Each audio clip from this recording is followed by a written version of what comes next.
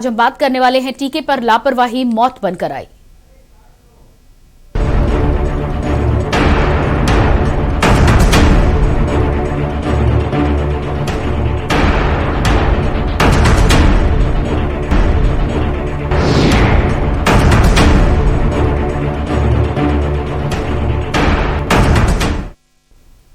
Corona vaccine पर कई तरह की बातें होती हैं। कोई कहता है कि जब वैक्सीन लगाने के बाद भी कोरोना हो जा रहा है तो इसका क्या फायदा। कुछ लोग सोचते हैं कि ये बस एक औपचारिकता है, जिसको होना है कोरोना हो जाएगा। लेकिन दिल्ली से आई एक खबर ने वैक्सीन की अहमियत को बता दिया है।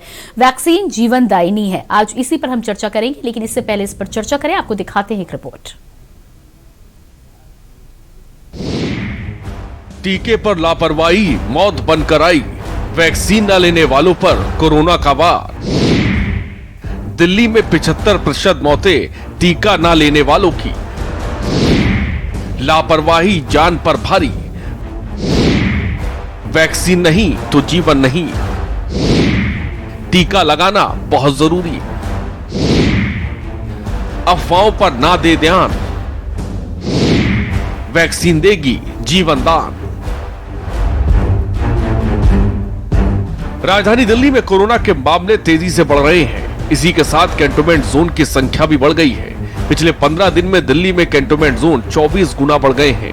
31 दिसंबर को दिल्ली में 945 कैंटोनमेंट जोन थे, जिनकी संख्या 13 जनवरी तक बढ़कर 24,000 के करीब जा पहुंची है। इन सब के बीच वैक्सीन न लेने वालों पर कोरोना भारी पड़ रहा है। दिल्ली में 75% मौतें टीका न लेने वालों की है। ये बात सामने आ रही है। कोरोना संक्रमण से हालात लगातार बिगड़ रहे हैं। 24 घंटे के दौरान 2,64,000 से ज्यादा केस हैं। कोरोना के नए वेरिएंट ओमिक्रॉन के चलते संक्रमण बहुत तेजी से फैल रहा है। दिल्ली में हालात ज्यादा खराब हैं। पिछले 24 घंटे में रिकॉर्ड तोड़ मामले सामने आ रहे हैं। वहीं बात की जाए तो 31 लोगों ने संक्रमण के चलते दम भी तोड़ दिया है। दिल्ली के स्वास्थ्य मंत्री सत्येंद्र जैन के मुताबिक राजधानी में कोरोना से ऐसे लोगों की ज्यादा मौतें हो रही हैं जिन्होंने कोरोना की वैक्सीन नहीं ली है। वहीं यूपी में तीसरी लहर को देखते हुए 7 लाख लोग संवेदनशील हो सकते हैं। ऐसे में स्वास्थ्य विभाग ने बचे हुए लोगों को टीका लगाने के लिए पल्स पोलियो अभियान की तर्ज पर कोविड टीकाकरण अभियान संचालित करने का फैसला लिया। ऐसे में स्वास्थ्य विभाग ने बचे हुए लोगों को टीका लगाने के लिए पल्स पोलियो अभियान की तर्ज पर कोविड टीकाकरण अभियान पहले ही संचालित कर चुका है। पोलियो की तर्ज पर बी टीम घर घर जाकर टीका भी लगा रही है और माइक्रो प्लान भी तैयार किया जा रहा है। टीके पर लापरवाही मौत का सबब बन रही है। यूपी में एक तरफ अभियान चल रहा है, वहीं दिल्ली के आंकड़े डरा रहे हैं। इन सब के बीच वो आबादी बहुत ज्यादा है जिसने टीका नहीं लगाया है।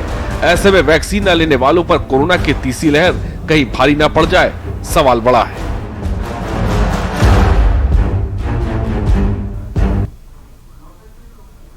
तो जिस तरह से रिपोर्ट सामने आई है, टीका यदि नहीं लगवाया है तो कहीं ना कहीं जान का जोखिम हो सकता है। काफी लंबे समय से लोगों से ये गुजारिश की जा रही है, अपील भी की जा रही है कि दोनों ही डोजेस वैक्सीनेशन की लगवानी अनिवार्य है। इसको लेकर लापरवाही बिल्कुल ना करें, जितनी जल्दी से जल्दी हो सके दोनों डोज लगवाएं। लेकिन अब जब ओमिक्रॉन के केसेस बढ़ते हुए नजर आ रहे हैं, जल्दी से जल्दी तमाम लोगों से ये अपील की जा रही है कि यदि आपकी वैक्सीनेशन की डोज छूट भी गई है तो आप उसे जल्द से जल्द पूरा करें, क्योंकि वैक्सीन की डोज फिलहाल हमारे पास एक ऐसा कवच है जिसके माध्यम से यदि कोरोना का संक्रमण होता भी है तो कहीं ना कहीं स्थिति गंभीर होने से बचाव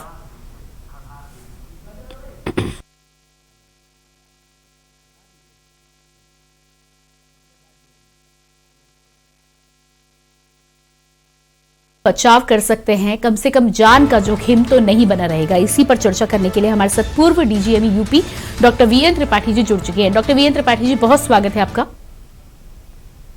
नमस्कार डॉक्टर वीएन त्रिपाठी जी, एक बार फिर से आज कोरोना को लेकर तो हम चर्चा कर ही रहे हैं, लेकिन वैक्सीन को लेकर आपसे लंबे समय से चर्चा होती आई है और जब भी चर्चा हुई है तब आपने बोला है कि वैक्सीन के दोनों डोजेस हमारे लिए एक हथियार की तरह हैं, इसका हमें जल्द से जल्द उपयोग करना ही चाहिए। लेकिन एक बड़ा तबका है, कहीं ना कहीं स्लॉट ना मिलने की वजह से पहले ये दिक्कतें थी, लेकिन एक बड़ा तबका ये भी है जिसको ये लगता है कि कोरोना होना होगा तो हो जाएगा। और क्योंकि एक ऐसा तबका भी रहा है जिसने सेकेंड वेव निकाल दी है, उनको ऐसा लगता है कि वैक्सीन की इतनी आवश्यकता नहीं है। क्या कहना चाहेंगे इस पर आप?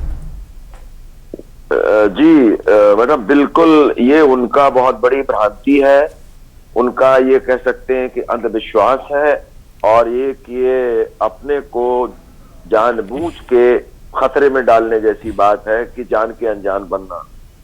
और जैसा कि आंकड़ों से स्पष्ट है, आपने दिखाया, मैं कानपुर लखनऊ में देख रहा हूँ और पूरे प्रदेश का देश का देख रहा हूँ कि आजकल भर्ती होने की जरूरत, जैसे हमारे कानपुर के जीएसपी अंबेडकर कॉलेज का जो हैलेट हॉस्पिटल है, बहुत बड़ा हॉस्पिटल है, कोरोना के ज्यादातर मरीज हैं, तो आज की तारीख में भी 30 जो हमारे रोगी वहां भर्ती हैं, उसमें महिलाएं भी हैं, गर्भवती महिलाएं भी हैं, और 60 से 70% ये वो लोग हैं जिन्होंने टीके की एक भी डोज नहीं ली है। जी।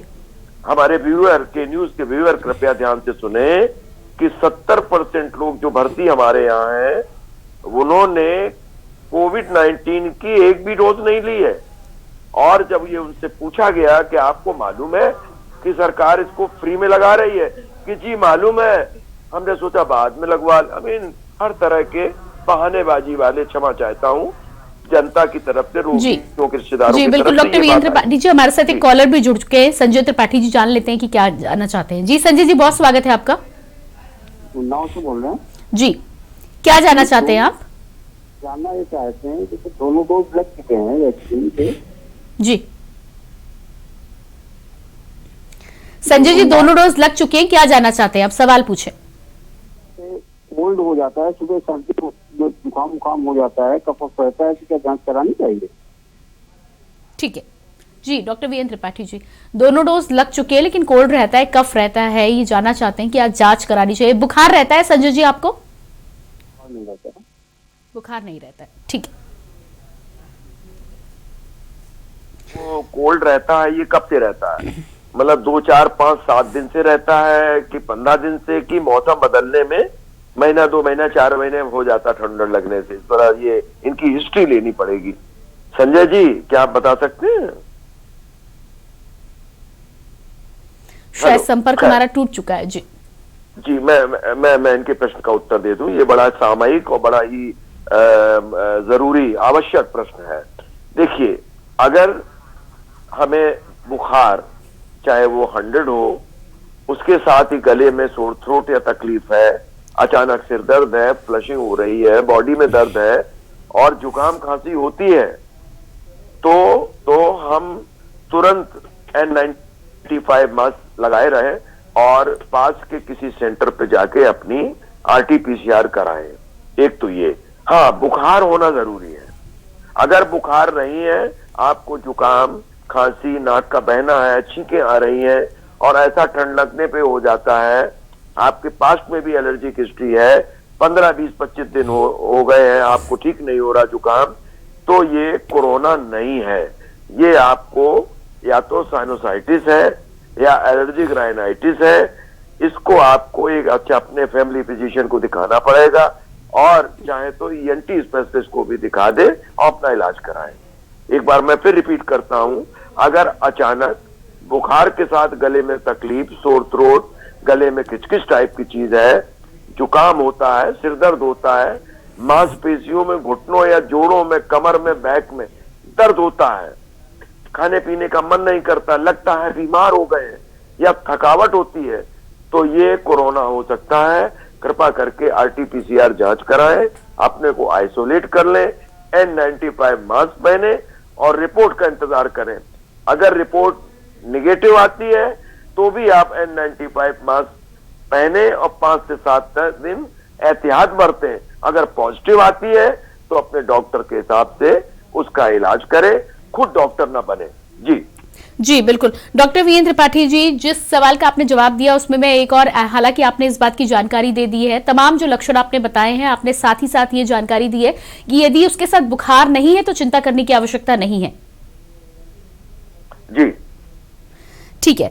डॉक्टर वीरेंद्र त्रिपाठी जी, जिस तरह से वैक्सीनेशन को लेकर हम यहाँ पर जानकारी लोगों से ले रहे थे, तमाम लोगों के, भारत की बात तो जी मैडम, इसमें एक और कंप्लीट कर दूं। मैं हमेशा कहता हूं, अगर जो इसके चिंताजनक लक्षण या खतरनाक लक्षण है कि RT-PCR में आपको बताया कि 99% केसेस में होम आइसोलेशन ठीक हो जाते हैं। अगर किसी रोगी को, किसी व्यक्ति को सांस तेज चल रही है, उसका सैचुरेशन डाउन होता है 93 से, उसको खाना पीना बिल्कुल बंद, उसको वॉमिटिंग हो रही है, शरीर नीला पीला पड़ रहा है जी। या झटके आ रहे हैं, बच्चा छोटा है या डायरिया बहुत तेज है, डिहाइड्रेशन हो गया है या उसको बेहोशी आ रही है, तो कृपा करके तुरंत पास के अस्पताल में जाके इनको दिखाएं। इसकी भर्ती करने का अवस्था पड़ सकती है, ऑक्सीजन की जरूरत पड़ती है अगर सैचुरेशन कम होता है। खुद डॉक्टर न बने, लापरवाही न बरतें, अपना घरेलू देसी इलाज न करें, तुरंत अपने फैमिली डॉक्टर या पास के सरकारी या प्राइवेट अस्पताल या डॉक्टर जाके इलाज कराएं। जी जी बिल्कुल।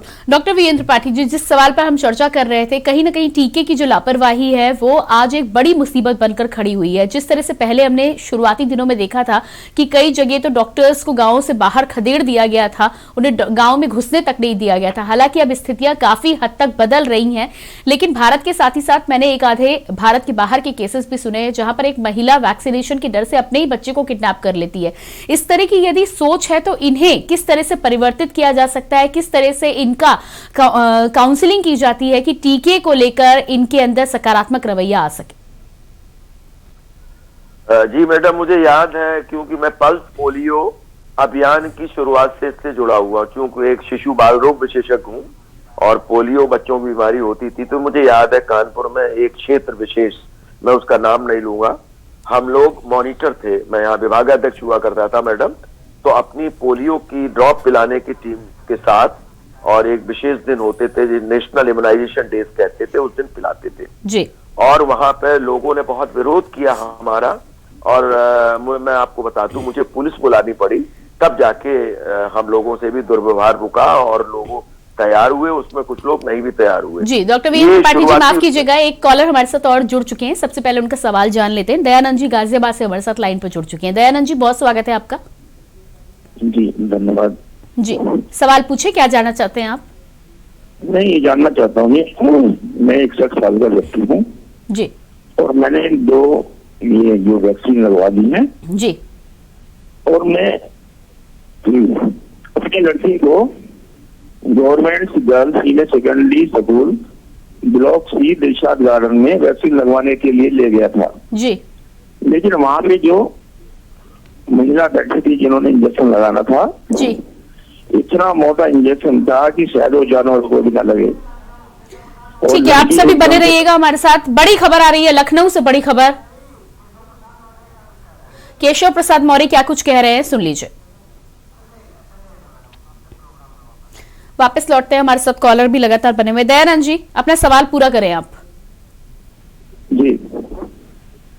जी 61 साल की आपकी उम्र है, जितना मैंने सुना है आपके दोनों डोजेस लग चुके हैं। आप सेंटर पर पहुंचे तो क्या हुआ?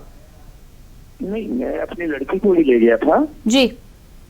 कुछ दिन के बाद, तो उनको इंजेक्शन लगवाना था जी इतनी मोटी सीरीज थी जो कि सब स्टैंडर्ड थी जी। और हमने वहां पे कंप्लेंट भी की, डॉक्टर को भी कहा जो वहां पे बैठे थे, नहीं जी ऐसा होता है, नहीं जी वैसा होता है जी। लेकिन सेंटरों पे कोताही करती जा रही है। ठीक है, तो क्या वहां पर आपकी सुनवाई हुई? क्या आगे कुछ चेंज किया गया या नहीं? ये उन्होंने कहा कि वो आप जो है ना बर्फ से थोड़ा सा इसको सेक लेना और आपका जो है ना ये ठीक हो जाएगा। ठीक है, ठीक है। लेकिन वो सीधे जा ही नहीं रही थी उनके उसमें बाह में। जी बिल्कुल, इसको लेकर आगे देखा है, जरूर हम देखेंगे कि आगे क्या कुछ किया जा सकता है। डॉक्टर वीरेंद्र त्रिपाठी जी, जिस तरह से दयानंद जी ये घटना बता रहे हैं गाजियाबाद की, क्या आपको लगता है कि इस तरह की घटना हो सकती है, और यदि हो सकती है तो कार्रवाई किस तरह से की जा सकती है, कहाँ शिकायत की जा सकती है? मैं पूरा प्रश्न जी डॉक्टर वीरेंद्र त्रिपाठी जी, सवाल मैं आपके लिए दोहरा देती हूँ। दयानंद जी का ये कहना था कि जिस सेंटर पर ये वैक्सीनेशन के लिए गए थे, सिरिंज जो थी वो काफी मोटी थी, इतनी मोटी थी कि वो स्किन के अंदर पहुंच नहीं पा रही थी। इनका ये कहना है शायद वो जो जिस सिरिंज से वैक्सीनेशन कराया जाता है उस सिरिंज की बजाय दूसरी सिरिंज की यहाँ पर बात कर रहे थे, जो इन्हें ठीक नहीं लगी। देखिए, शासन ने बहुत ही जो भी करा है वो डिस्पोजेबल सिरिंज होती है, और डिस्पोजेबल सिरिंज में ऐसी संभावना हमने नहीं सुनी है अभी तक। हो सकता है कि जो कार्यकर्ता हो, जो वर्कर हो, या जो हमारा नर्स या कोई हो, वो इंजेक्शन मैं समझ नहीं सकता इनकी बात को कि वो इतनी शार्प होती है, यूजुअली 23 नंबर की 24 नंबर की नीडल होती है जी। वो तो टच करते ही अंदर चला जाता है जी। और इंजेक्शन पुश नहीं हो रहा था कि नीडल अंदर नहीं घुस रही थी, मैं समझ नहीं पा रहा जी। हूं। इनका कहना है कि मोटी सिरिंज थी तो कहीं ना कहीं दिक्कत हुई। इनको सलाह ये दी गई कि बर्फ से आप सेक लें, ठीक हो जाएगा। मैं इनकी बात को भी नहीं समझ पा रहा हूँ ना, ये मतलब मैं जो बता रहा हूँ, इंजेक्शन जब एक बार लग जाता है, ठीक है ना जी। इसके बाद 25 से 30 मिनट उनको वहां बिठाया जाता है जिससे कोई कॉम्प्लिकेशन कुछ हो उसको कर ले। बाद में इंजेक्शन की साइट पे थोड़ा दर्द हो सकता है, उसमें बर्फ की सिकाई हम लोग एडवाइज करते हैं। ज्यादा दर्द या बुखार होने पर हम इन लोगों को पैरासिटामोल का टैबलेट या सिरप भी लिखते हैं, बस इतना कह सकता हूँ। और इसमें कोई ऐसी बात नहीं है जो शिकायत वाली बात हो, क्योंकि वहां पे डॉक्टर भी होते हैं मैडम, वो नर्स के ऊपर एक डॉक्टर भी सुपरवाइजर के रूप में बैठे रहते हैं, जो हमने यहाँ आसपास देखा है।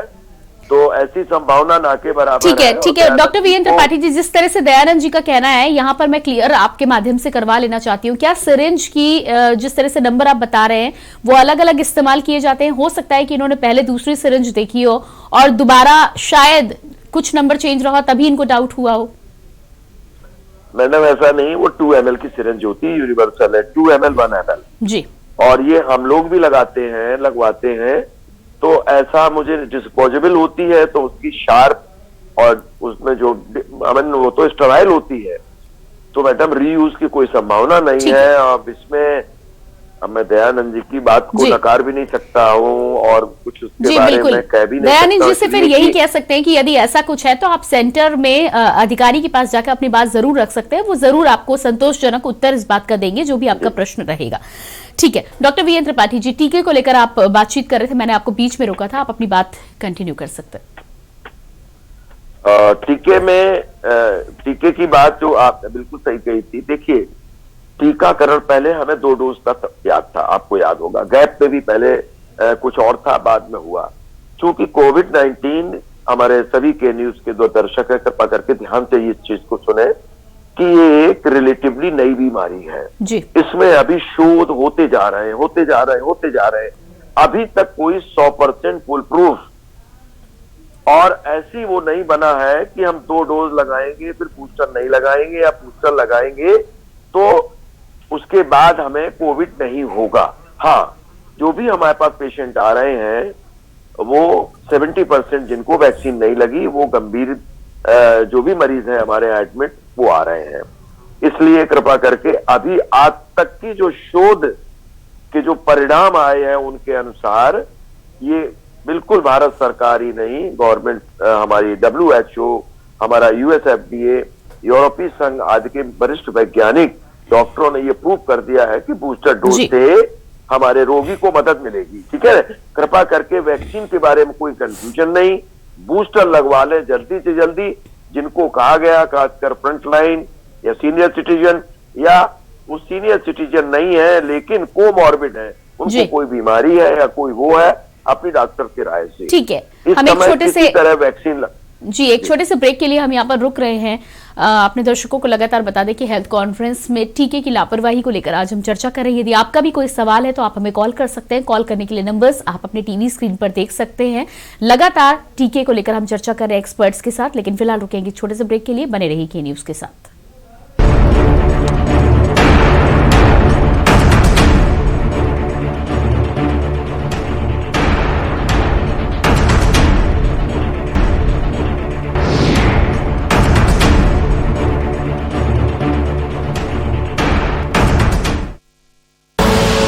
आप देख रहे हैं के न्यूज, खबरों का सारथी। जुबान के लिए उड़ चला गैरों की ज़मीं पर, खुशबू अपने पन की ढूंढता। दूर कितना भी जा, इस जुबान से दूर ना जा पाओगे। रुमर बोलो जुबान केसरी।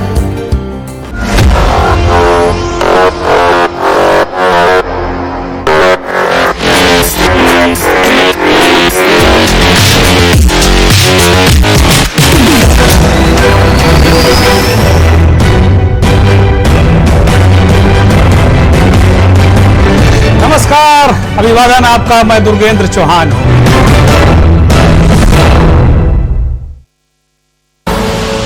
आप देख रहे हैं के न्यूज, खबरों का सारथी।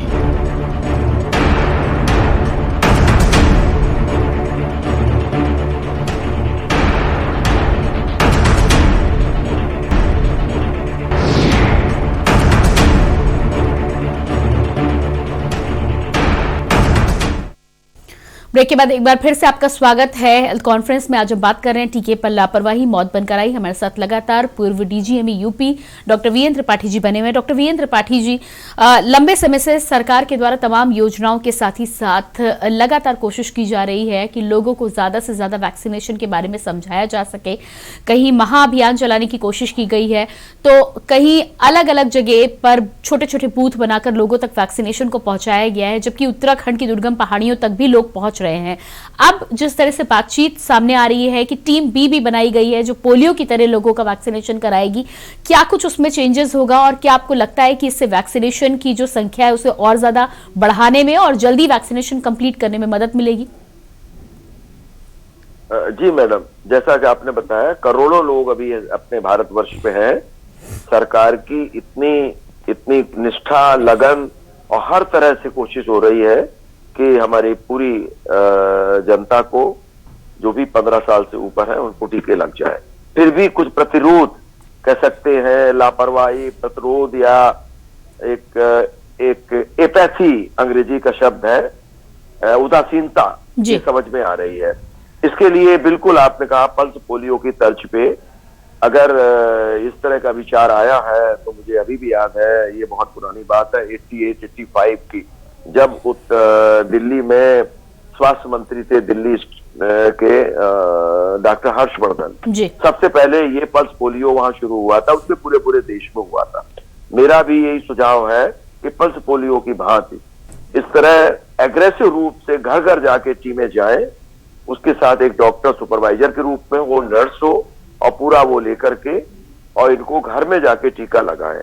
और हमारे जो मंदिर से तो इतना नहीं, मस्जिदों से कभी कभी एक पर्टिकुलर कम्युनिटी में तो मौलाना अपील करवाते थे, पंपलेट छपवाए जाते थे विभिन्न धार्मिक संगठनों के लोगों से, जैसे मौलवी साहब से, पंडित जी से, या मंदिरों के या गुरुद्वारे के, या और जो विभिन्न धर्मों के हमारे जो प्रीस्ट होते हैं, उनसे हम लोग अपील करवाते थे, जिससे कि एक कंफ्यूजन, भ्रम या अंदर जो एक डर होता है वो खत्म हो।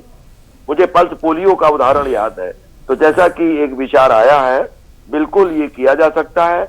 हर तरह से, जिसी भी तरह हो, हमें लोगों को जागरूक करके जल्दी से जल्दी टीकाकरण कर देना है, जिससे कि ये कोविड-19 की जो बीमारी है, ओमिक्रॉन, डेल्टा, कुछ भी हो, इसका जल्दी से जल्दी इसका खात्मा किया जा सके और जनता जो भय में जी रही है, हम लोग सब डॉक्टर्स, बाकी जनता, वो भय मुक्त, कोविड-19 मुक्त समाज में जिंदा रहे। पल्स पोलियो एक उसका, पल्स पोलियो की तरह पल्स कोविड-19 का टीका भी एक किया जा सकता है। ठीक है डॉक्टर वीएन त्रिपाठी जी, उन तमाम लोगों को क्या संदेश देना चाहेंगे जो लोग अभी भी वैक्सीनेशन से बचते हुए नजर आ रहे हैं? उनके परिवार में बच्चे हैं, 15 से 18 साल के लोगों के लिए अब मंजूरी जरूर मिली है, लेकिन यदि ऐसे लोग रेजिस्ट कर रहे हैं तो अपने बच्चों की जिंदगियों के साथ किस तरह का खिलवाड़ कर रहे हैं? मैं आपसे जानना चाहूंगी ताकि उन्हें भी इस बात को लेकर जानकारी मिल सके कि कितनी जरूरी है वैक्सीन।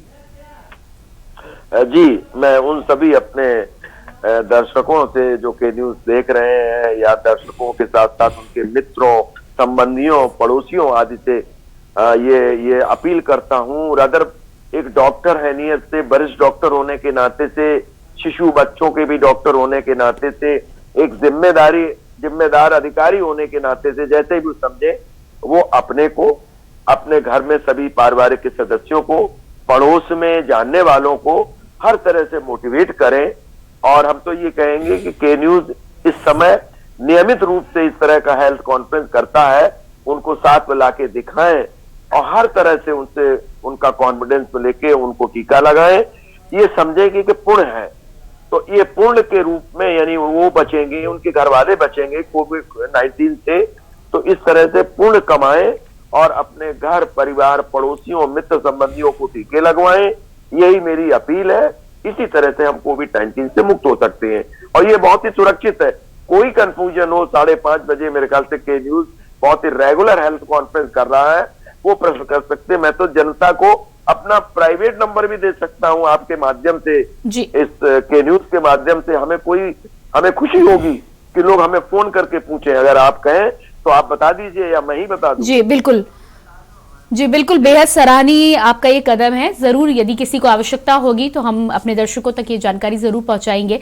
आपसे एक आखिरी सवाल यहाँ पर और है कि जिस तरह से लगातार बूस्टर डोज की बात हो रही है, 60+ के लिए तो हो गया है, अडल्ट की यदि बात करें, जो व्यक्ति ऑफिस के लिए रोज निकल रहा है वो भी डरा हुआ महसूस कर रहा है। कब तक नंबर आ सकता है अडल्ट के लिए या 35-40 के लिए बूस्टर डोज का?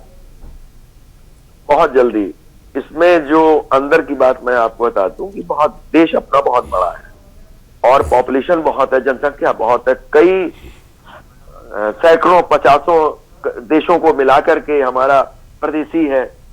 तो अवेलेबिलिटी है उसकी, मैं उसमें नहीं जाऊंगा दुनिया भर में कि क्या है उसकी राजनीति या उसकी नीति क्या है, लेकिन बहुत ही जल्दी मेरे ख्याल से ये जनवरी है, फरवरी के एंड तक हमारी और नीचे की पॉपुलेशन जो है उनको भी ये टीका उपलब्ध हो जाएगा बूस्टर डोज या एडिशनल डोज के रूप में। और बच्चों में भी जो हमारा 15 से 18 है, बहुत जल्दी ये 10 साल से ऊपर के बच्चों को या 12 से 15 वालों को भी ये अनुमति हो जाएगी। ऑलरेडी ये ट्रायल हो चुकी है। कोवैक्सीन का तो कानपुर में मेरे द्वारा किया गया है और जनता थोड़ा धैर्य रखे। किशोर जो छोटे बच्चे हैं 10 से 15 साल के, और भी जो हमारी जो पब्लिक है, जनता है, जो पुरुष हैं, उनको भी ये बहुत जल्दी धीरे धीरे फेजेस में आएगा। धैर्य रखें, एहतियात बरतें, मास्क का प्रयोग करें, सोशल डिस्टेंसिंग करें और टेस्ट कराएं और कोविड-19 से वो बचे रहेंगे। जी बिल्कुल। और इसी के साथ डॉक्टर वीएन त्रिपाठी जी, आपको बहुत बहुत एक बार फिर से धन्यवाद करना चाहूंगी। अपना महत्वपूर्ण समय आपने हमें दिया, हमारे दर्शकों की समस्याओं का आपने समाधान किया। तो हेल्थ कॉन्फ्रेंस में आज एक बार फिर से टीके की महत्ता को लेकर हम चर्चा कर रहे थे। टीका बेहद जरूरी है। हमारे एक्सपर्ट्स का भी लगातार कहना है कि यदि अभी तक आपने टीका नहीं लगवाया है तो जल्द ही अपने नजदीकी बूथ पर आप जाएं, कोरोना की वैक्सीनेशन की दोनों डोज जल्द से जल्द कंप्लीट कराएं और अपने आसपास के लोगों को भी वैक्सीनेशन की डोजेस लगवाने के लिए प्रेरित करें। फिलहाल हेल्थ कॉन्फ्रेंस में इतना ही। अपना बचाव करने के लिए लगातार कोविड अप्रोप्रिएट बिहेवियर का पालन करते रहिए और मास्क का उपयोग करते रहिए। बाकी खबरों के लिए लगातार देखते रहिए के न्यूज़ इंडिया। नमस्कार।